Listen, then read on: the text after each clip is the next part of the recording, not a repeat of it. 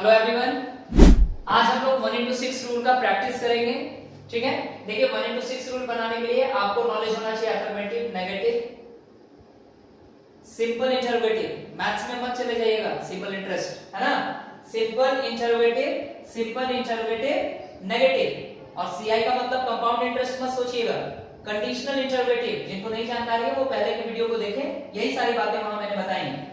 और ये conditional interrogative, negative एक बार फिर से देखें, affirmative, negative, simple interrogative, negative, conditional interrogative और कंडीशनल इंटरोगेटिव नेगेटिव।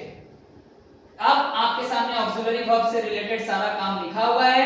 कौन से सेंटेंस में ऑक्सिलरी वर्ब का पोजीशन क्या होगा, हम लोग एक एग्जांपल लेते हैं। फॉर एग्जांपल इफ आई से you have called him.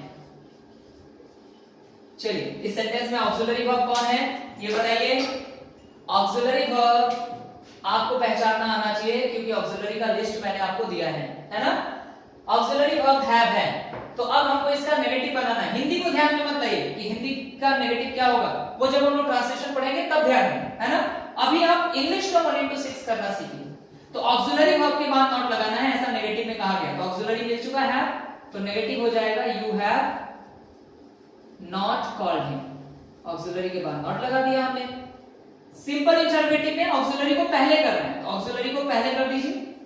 Have इधर आ गया पहले, तो यू अंदर चला जाएगा और बाकी जो बचा हुआ सेंटेंस है हैव यू कॉल्ड हिम।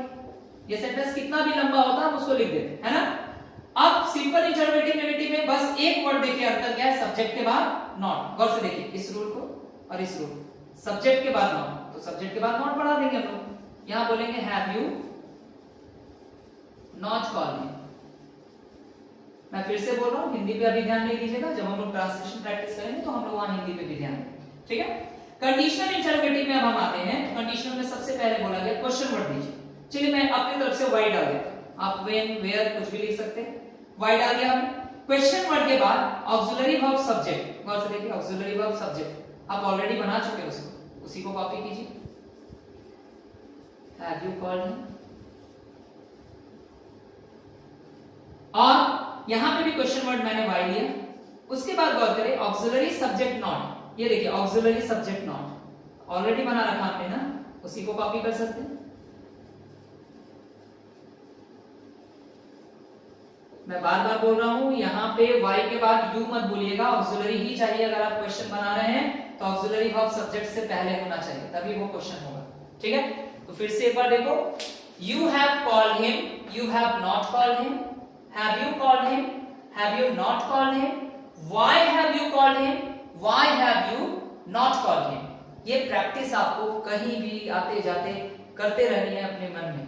क्यों? क्योंकि 1 into 6 रूल जितना जल्दी आपकी जुबान पे चढ़ेगा, इंग्लिश से उतनी ही नजदीकी आपकी बढ़ जाएंगी। ठीक है, आज के लिए इतना ही, बाकी की जानकारी अगले वीडियो में। Thank you.